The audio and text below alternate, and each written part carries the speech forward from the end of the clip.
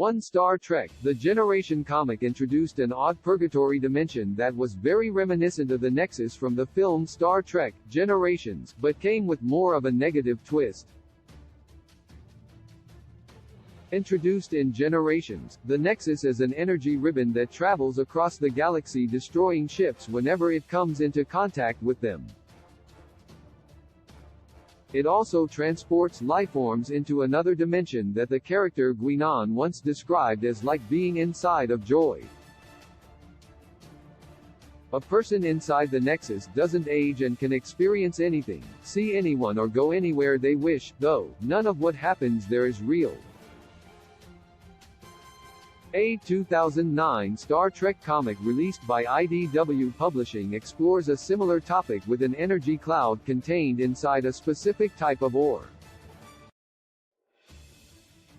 When released, this energy cloud can transport any living being who comes into contact with it into a pocket dimension, as revealed in Star Trek: The Generation, Ghosts by writer Xander Cannon, artist Javier Aranda, inker German Torres Ruiz, colorist John Hunt and letterer Robbie Robbins.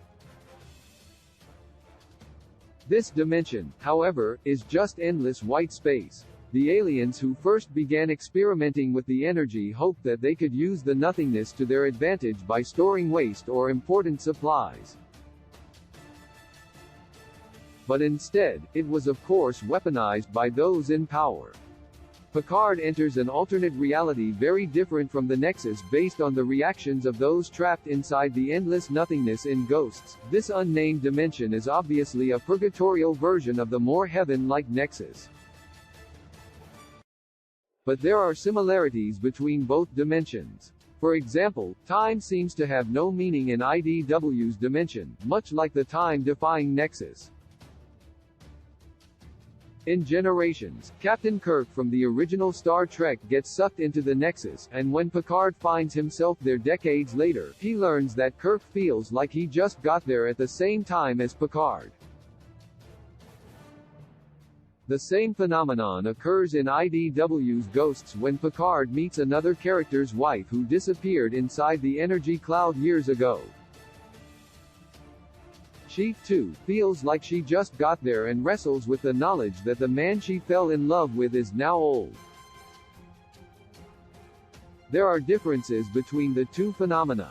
Unlike the Nexus, which destroys ships upon impact, the energy cloud from IDW's Ghosts doesn't and only affects living beings.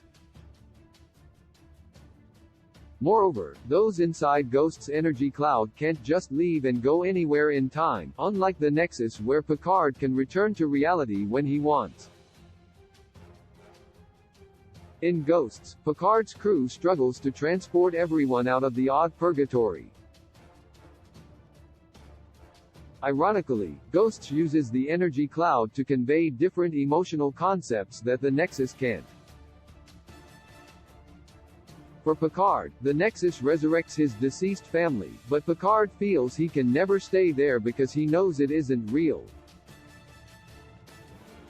Reality is more important to Picard than fake happiness. For Kirk, the Nexus allows him to finally pursue love instead of his career, but he can't experience fear there, and as a thrill seeker, he can't accept this.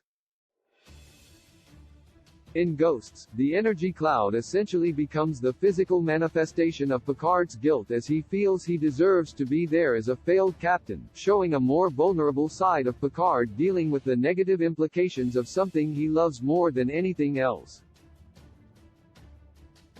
The energy cloud also causes Picard to grapple with his mortality differently than how he does within the Nexus.